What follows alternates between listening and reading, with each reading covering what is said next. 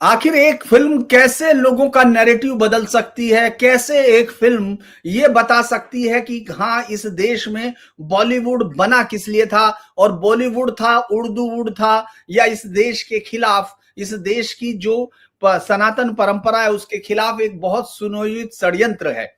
इस फिल्म को, इस पूरे इतने सालों तक बने हुए नैरेटिव को टुकड़ों टुकड़ों में आई हुई फिल्मों ने थोड़ा थोड़ा कम किया, लेकिन धुरंधर को तो ये माना जा रहा है कि उसने इसको ढहा ही दिया है। और ये जो सेकंड पार्ट है, इस पर बड़ा दिलचस्प आई है, और चूंकि लोग अभी जा रहे हैं, हम जब बात कर रहे हैं उस वक्त भी शो हाउसफुल है और टिकट मिल नहीं रहे हैं, ऐसा लोगों का मानना है। लेकिन इसको देख के अभी हमारे साथ व्यालोक जो है मौजूद है, स्वामी व्यालोक जी, व्यालोक वाणी के, और उन्होंने सबसे पहले इस धुरंधर का बड़ा ही अच्छा एक आर्टिकल उन्होंने लिखा। मैंने वो आर्टिकल पढ़ा और मैंने तुरंत पूछा कि अरे भाई, धुरंधर इतनी शानदार है क्या? तो उस पर अभी सीधे हमसे बात करते हैं। व्यालोक, आपका बहुत बहुत स्वागत है। वैसे ही आपको सब लोग वहां जेएनयू में धुरंधर कहा करते थे, आपको थोड़ा ही पता था इस नाम की फिल्म बन जाएगी। ये आपकी बात हुई थी आदित्य धर से, हैं? सर, आपके सभी दर्शकों, श्रोताओं और आपको नमस्ते, जय जय सिया राम। और आज चैत्र प्रतिपदा का प्रथम दिन है, हमारा नववर्ष है, उसकी सभी को शुभकामनाएं। सबसे पहले सर, धुरंधर जो फिल्म बनी है, और एक ही फिल्म बनी है, बेसिकली वो 8-9 घंटे की बन गई थी, उसको इन्होंने 2 हिस्सों में रिलीज किया है। ये सीक्वल नहीं है, फिल्म एक ही है, पार्ट 1 पार्ट 2 है। इसने 3 काम बड़े अच्छे किए हैं। पहला, इसने अब तक चले आ रहे नैरेटिव पर इसने न कोई खंती चलाई, न कुदाल चलाया। इसने, आदित्य धर ने योगी जीवा से लिया बुलडोजर उधार और एकदम खोद के संभल की तरह पूरा एक नगर निकाल दिया कि ये नगर है बाबू, और इस पर तुम लोगों ने अतिक्रमण किया हुआ था। दूसरे, इस फिल्म की क्यों इतनी चर्चा हो रही है, और जहां तक चलने का सवाल है तो 4 घंटे की फिल्म है, बिल्कुल रनिंग टाइम 3 घंटे 55 मिनट है एकदम। और इतने शोज हैं कि रात के 1 बजे 2 बजे तक शोज चल रहे हैं, अगले 3 दिनों तक टिकट नहीं है। प्री एडवांस बुकिंग में यह फिल्म सारे रिकॉर्ड तोड़ने जा रही है। फिल्म पर थोड़ी देर बाद आता हूं, पहले बता देता हूं कि फिल्म क्या अलग है और क्यों ये फिल्म इतनी चर्चा में है। ये फिल्म अपोलोजेटिक नहीं है, ये फिल्म पॉलिटिकली करेक्ट होने की कोई कोशिश नहीं करती है। ये फिल्म भिखारिस्तान के लोगों को ठीक वही दिखाती है जो वो हैं। ये फिल्म मोमिनों को ठीक वही दिखाती है जो वो हैं। ये किताब को वही बताती है जो वो है। ये संदेशवाहक को, उसके कल्ट को, उसके संप्रदाय को और उस देश को जो उस संप्रदाय के नाम पर बना, जो उस राजनीतिक विचारधारा के नाम पर बना, बिल्कुल बेपर्द कर देती है। और कष्ट क्या है लोगों का, हमारे तथाकथित मनोरोगियों का। मैं सेकुलर्स को मनोरोगी कहता हूं। मनोरोगियों का, बीमारों का, आपकी मित्र होंगे आयशा पजामा और वो रवीश कुमार या अभिसार, ऐसे तमाम आपके जो मित्र हैं, इनका कष्ट क्या है। बड़ी सफाई से जो दुर्गंध, जो नाबदान, जो बदबू, जो गटर वुड ने छिपा रखा था, उसको लाल लाल कालीन से, बढ़िया ईरानी कालीन, ईरान का कालीन सबसे बढ़िया होता है, आप लोगों को पता होगा। अब तो खैर वहां क्या बनेगा पता नहीं। तो उस कालीन से जो ढक रखा था, आदित्य धर ने एक झटके में वो कालीन उठा दिया है, और जितने घाव थे वो सारा मवाद फूट रहा है। आदित्य धर कभी भी ये नहीं कहते हैं कि फला किताब में ये नहीं कहा गया है और वो नहीं, जो हो रहा है वो दिखाते हैं। And Dhurandhar 2 is what exactly about 1990 से लेके 2004 से फिर 2004 से 14, इस बीच में जो एक अस्थिरता का वातावरण था देश में 96 से 99, उस दौर में, और खास तौर से 2004 से 14 के बीच जो सारी घटनाएं आप जोड़ लेंगे, रिलेट कर लेंगे, कोई भी भारतीय रिलेट कर लेगा, अरे ये तो वो है, फलाने जी हैं, क्योंकि वो चीजें आई हुई हैं, सामने हैं सबके, किसी को हिम्मत नहीं थी कहने की। क्या अतीक अहमद माफिया नहीं था? क्या अतीक अहमद सैकड़ों करोड़ रुपए का हवाला ट्रांजैक्टर नहीं था? क्या अतीक अहमद और बुजर खानों में संबंध नहीं थे? क्या नेपाल के रास्ते हमारे यहां नकली करेंसी नहीं आती थी? ये सारी बातें आती थी। नोटबंदी अचानक से जो हुई तो एवरीबडी वाज शॉक्ड। अब इसमें बता दिया गया है कि नोटबंदी क्यों की गई है या उसके क्या परिणाम हुए, तो वो एक कारण है। और इसमें उसको उस ऑपरेशन का नाम भी खुला कर दिया गया है, ऑपरेशन ग्रीन लीफ। मैं कोई स्पॉइलर नहीं दूंगा दर्शकों, क्योंकि इस फिल्म में इतने ट्विस्ट एंड टर्न्स हैं पार्ट 2 में कि एक भी स्पॉइलर देने का मतलब है कि आपका पूरा मजा किरकिरा हो जाएगा। तो जो भी लोग इस फिल्म को देख के आ रहे हैं, बात कर रहे हैं, रील बना रहे हैं, मेरी उनसे भी गुजारिश है कि प्लीज स्पॉइलर अलर्ट मत कीजिए। हाँ, मैं एक चेतावनी जरूर दे दूंगा कि क्लाइमैक्स तक जब क्रेडिट्स भी चल रहे हैं ना फिल्म के, तब भी कुर्सी से उठिएगा मत, क्योंकि क्लाइमैक्स में 3 धमाके हैं और वो किसी ने नहीं सोचे होंगे पार्ट 1 देखते हुए कि अरे ऐसा भी था क्या, या ऐसा भी हो सकता था। आपकी आंखों के सामने है। फिल्म का क्राफ्ट इतना सुंदर है कि हर एक चीज का महत्व है। अगर कोई एक दुपल्ली टोपी पहन के उसको हटाता है और उसकी जगह कोई मॉडर्न कैप पहन लेता है, उसका मायने है। एक घड़ी का भी मायने है। कोई व्यक्ति 1 सेकंड के लिए पर्दे पर आया और छुप गया, वो क्यों हुआ, वो आपको पता चलता है। और किस्सा गोई की जो शैली है, मुझे लगता है कि आदित्य धर ने महाभारत जरूर पढ़ी है, और किस्सा गोई की उनकी शैली जो है वो देवकी नंदन खत्री से प्रभावित है। चंद्रकांता चंद्रकांता संतति, एक के बाद एक आपको याद भी रखना होता है। और सिनेमा तो और भी कठिन है। साहित्य में तो आपके पास पेज हैं, तो चलिए 2 पेज की जगह हम 3 पेज में कह देंगे, बात समझा देंगे। सिनेमा में तो उतना नहीं है, फिर भी 4 घंटे की फिल्म बन गई है। फिर भी पुरानी चीजों को याद रखते हुए एक उसमें सस्पेंस क्रिएट करना फिर अलग चीज। और आप इस फिल्म में मंत्रविद्ध से बैठे रहते हैं, आपको पता नहीं चलता कि कब मध्यांतर है, कब क्या हुआ। ये इस फिल्म की खासियतें हैं। बाकी तो जो दर्द है, जो बर्नौल की जरूरत है, बर्फ की जरूरत है, सिकाई की जरूरत है, वो सब तो अभी आगे बातचीत करेंगे जी। अच्छा, ये सबसे बड़ी चीज ये है कि ये फिल्म बिल्कुल वास्तविक घटनाओं को निरूपित करती है। जैसे मुझे याद है सैम, हम लोगों ने एक प्रोग्राम बनाया था शहाबुद्दीन अतीक मुख्तार।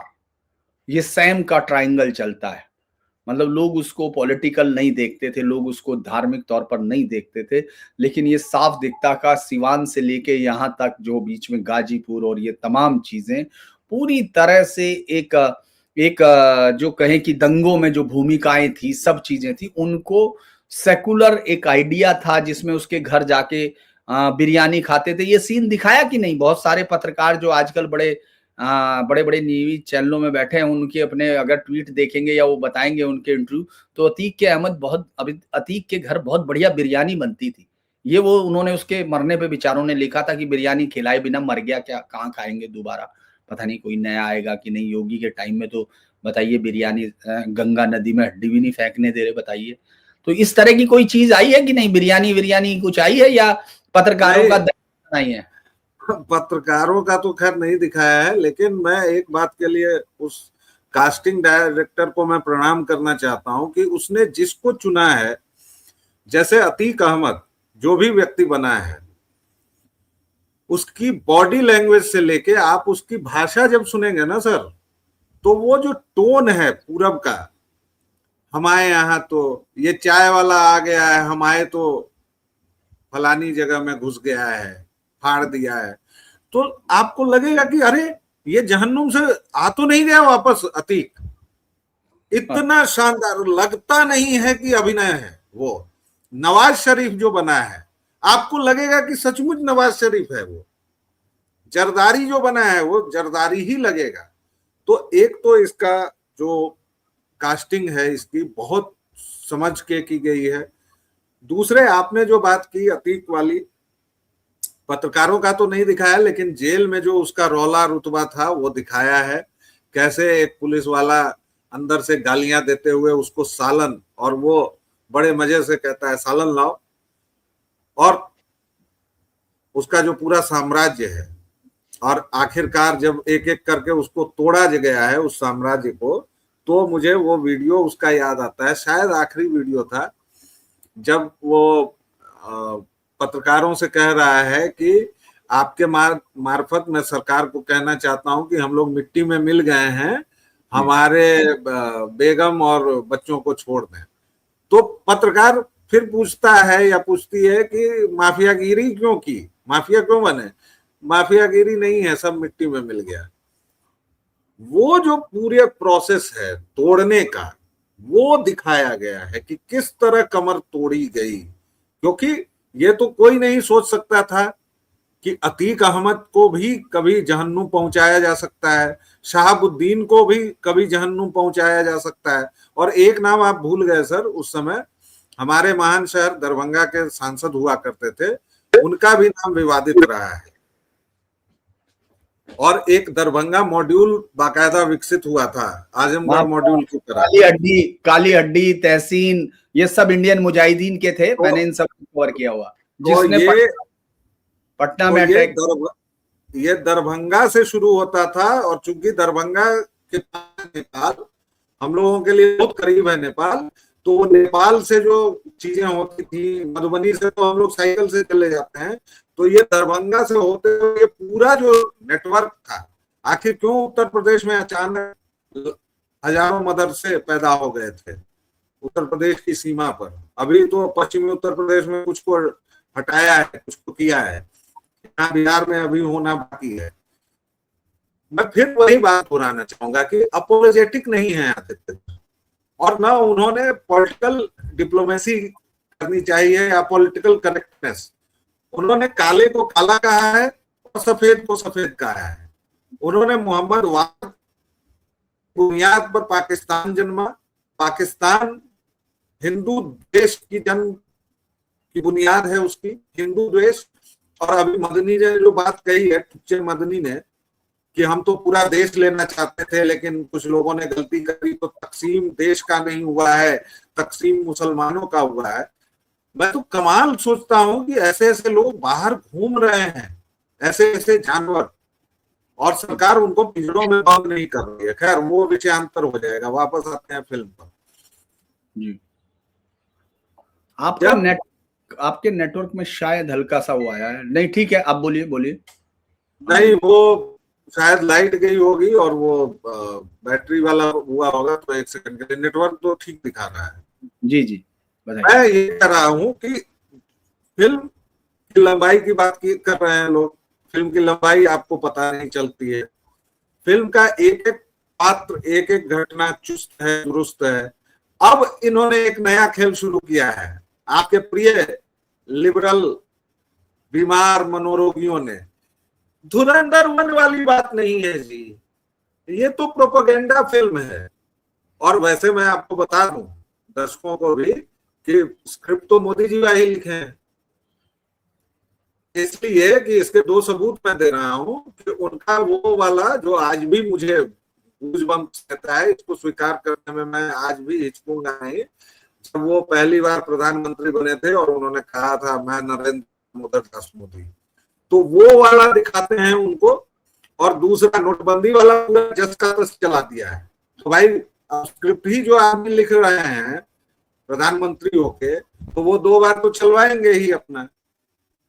नोटबंदी की लाइन में 500-600 लोगों को जो मरवा दिया, सॉरी 5-6 हजार या लाख, वो नोटबंदी कितनी जरूरी थी और क्यों थी, उसको विस्तार से दिखाया गया है। एक देश की राजनीति में हम लोग इतने उतावले हो जाते हैं कि अरे मोदी तेरी खैर नहीं, हटो जी, हटाओ जी इसको, इसको बंद करो, बहुत हो गया, मोदी तेरी खैर नहीं, फलाने से बैर नहीं।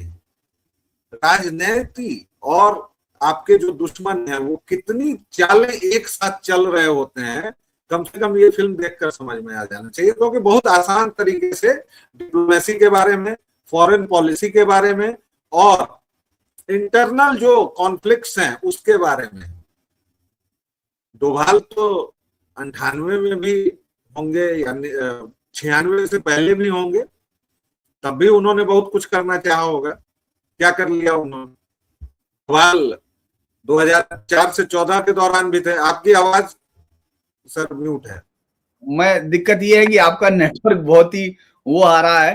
अब अभी थोड़ा सा कुछ दिखना शुरू हुआ, आपका चेहरा भी बिल्कुल वो गायब हो रहा था। लेकिन एक बड़ा इंटरेस्ट, हाँ अब थोड़ा ठीक है।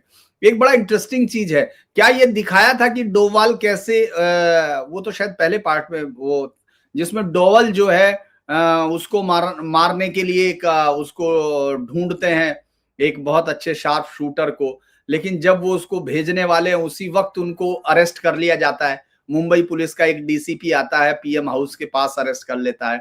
ये घटना उसमें शामिल की गई है क्या? और इसके अलावा जी ये नहीं दिखाया है।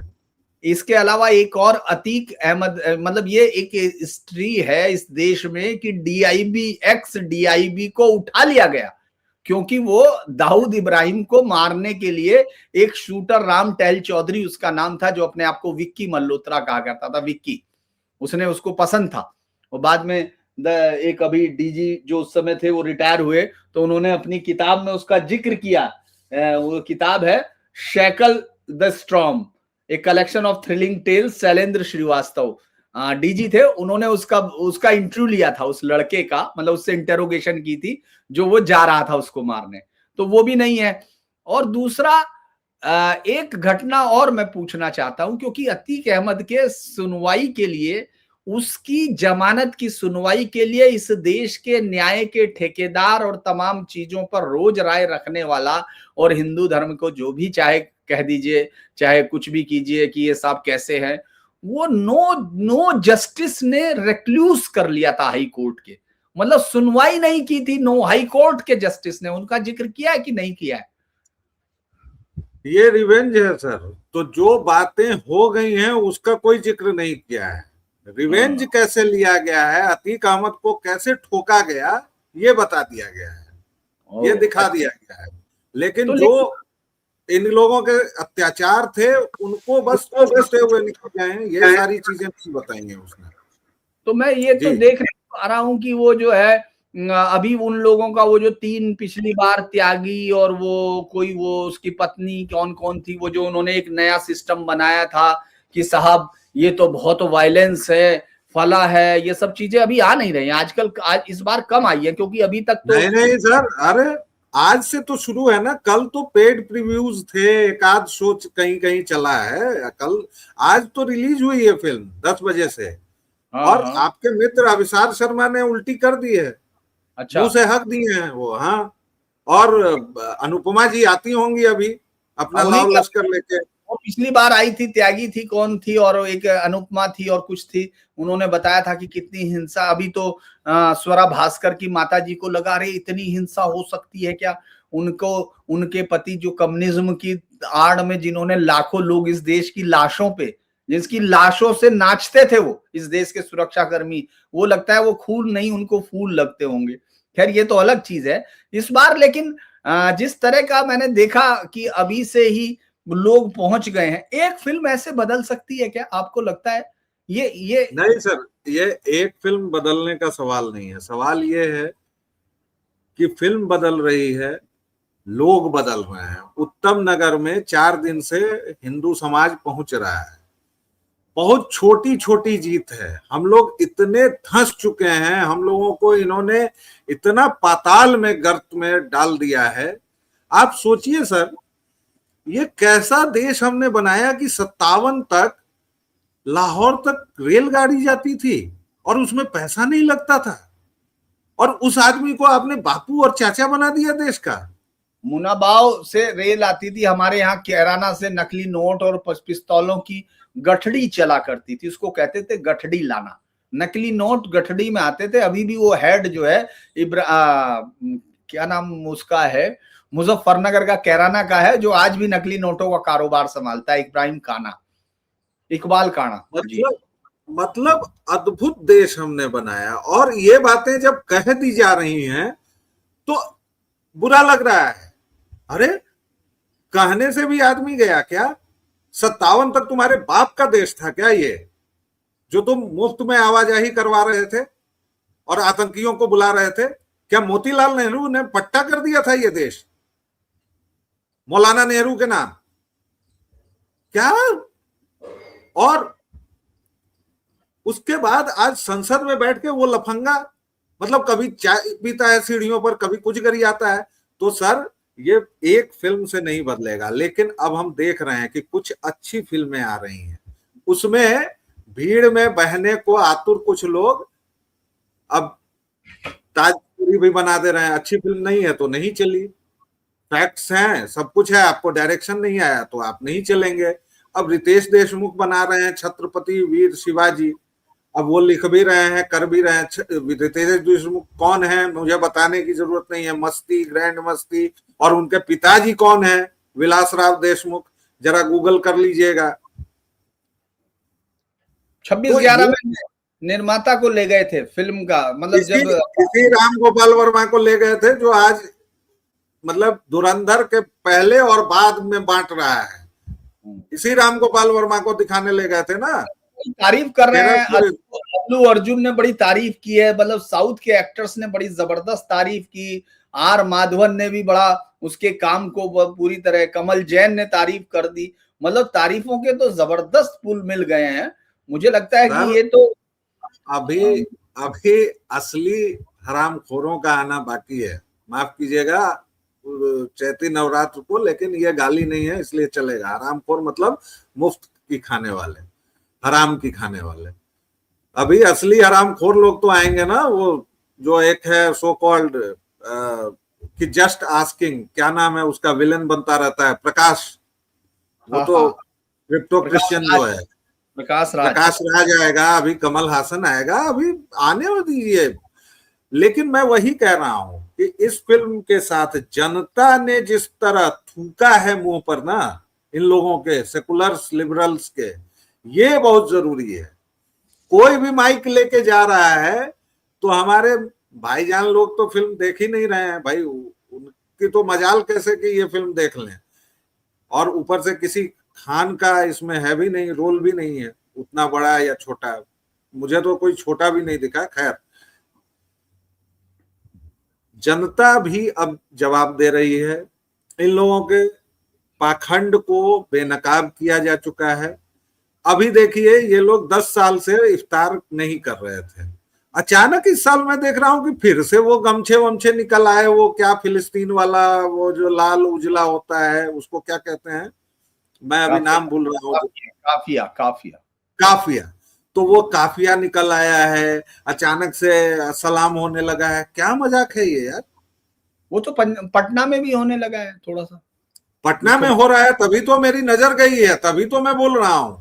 मंत्री बनने वाले हैं जो वो कर रहे हैं, उनको बड़ी वो लगा है। वो अपने ख्वाबों में मुख्यमंत्री बनेंगे सर। मैं भविष्यवाणियां नहीं करता, लेकिन मैं कर दे रहा हूं, वो ख्वाबों में ही मुख्यमंत्री बनेंगे। एक नीट छात्रा का केस खत्म होता नहीं है कि दूसरी बच्ची सारण वाली, उसके साथ और इनकी पुलिस घालमेल कर देती है, और वो भगवा पट्टे पर वो काफिया लपेट के चाह रहे हैं।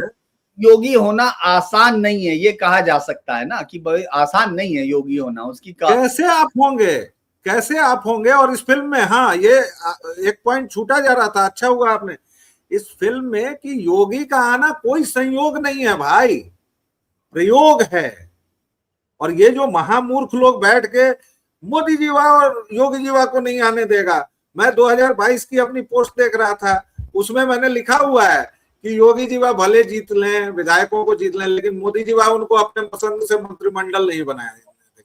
मैंने व्यंग किया है भाई, लोग उस पर भी आके अहो अहो महो महो कर रहे हैं। मतलब ऐसी मूर्खता का दौर है सर कि सल्फास कर लेने को मन करता है।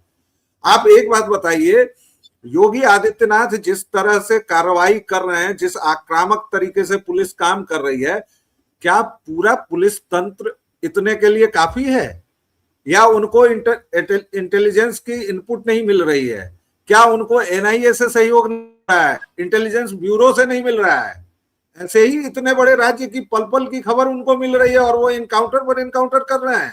अरे दूसरा कौन ये है, सी दुनिया में वो लोग रहते हैं? अभी कल सोच के देखिए कि जो मैं आज ही एक बड़ा किया है, पता नहीं इसमें फिल्म में किया कि नहीं, वो मैं देखूंगा, क्योंकि अभी आपने देखी तो हमने तुरंत इस पर बात की दर्शकों के लिए, क्योंकि एक बड़ा इंटरेस्टिंग है कि यहाँ यूपी में जो गैंग पकड़ा गया है, जो आतंकियों का गैंग है वो, और वो सब आतंकी है लेकिन उनको यूएपीए वो सब लगा है, वो रियल टाइम में, मतलब हिंदुस्तान के वो भिखारी हैं, वो सब नशेड़ी और गंजेड़ी हिंदुओं को पकड़ा है, और पीछे जो मुस्लिम्स जो उसके हैं, वो जो आईएसआई से सीधे चल रहे हैं, जिसमें एक लड़की भी है, इरम है और सेवाज है, वो लोग क्या कर रहे हैं कि रियल टाइम में, मतलब वो लगा के सीसीटीवी और ऊपर उसके जो सोलर पैनल लगा के कंटिन्यू रियल टाइम में दिल्ली कैंट, पूना कैंट और अलग अलग जो स्टेशन है, उनका चिप पता कहाँ है? आईएसआई के पास है, डायरेक्ट रियल टाइम में उनको फुटेज मिल रहा है 24 घंटे।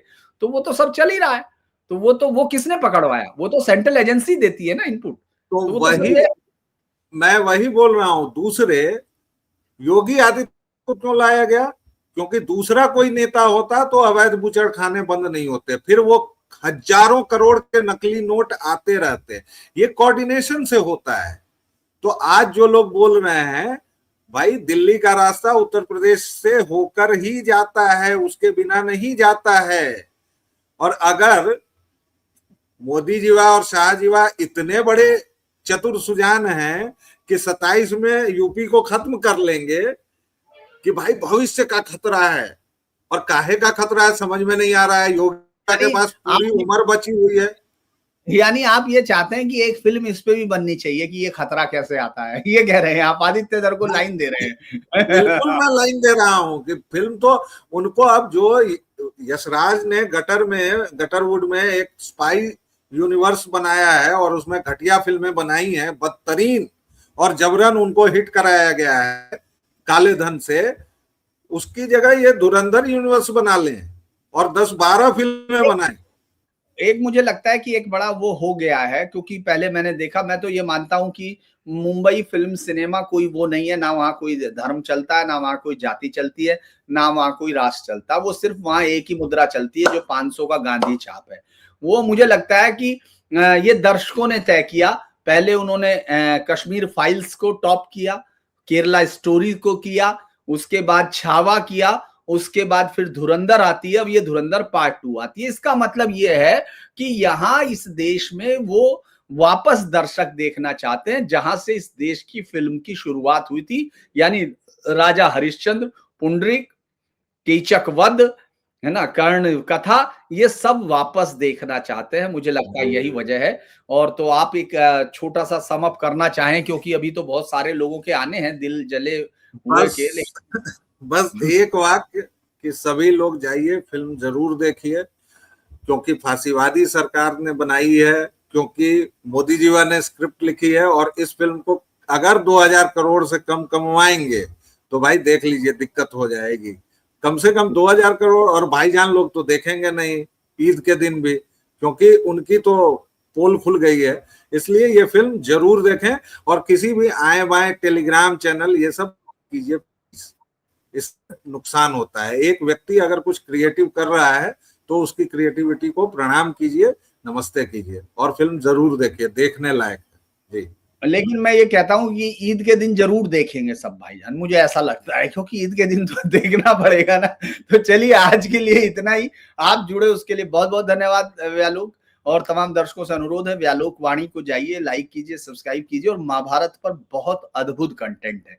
पॉलिटिकल कंटेंट पे तो हम लोग आप अपने मर्जी से इधर उधर देख सकते हैं, लेकिन मैं बार बार ये आग्रह करता हूं कि बहुत कम लोगों के पास इतनी सूक्ष्म जो चीजें पकड़ने की समझ होती है, वो हम लोगों के पास कम है। हो सकता है, ये उम्मीद करते हैं आने वाली पीढ़ी शायद अगर व्यालोक वाणी देखती है तो उनके पास वो दृष्टि आएगी। आप लोगों से मैं बार बार कह रहा हूं, इसलिए नहीं कह रहा हूं कि व्यालोक मेरे पास आए, इसलिए कह रहा हूं कि व्यालोक हमेशा संडे को वो रिलीज करते हैं। आप लोगों से अनुरोध है, जाइए, देखिए, समझिए कि किस तरह महाभारत कथा को और उसके ओरिजिनल टेक्स्ट में कहा जा सकता है।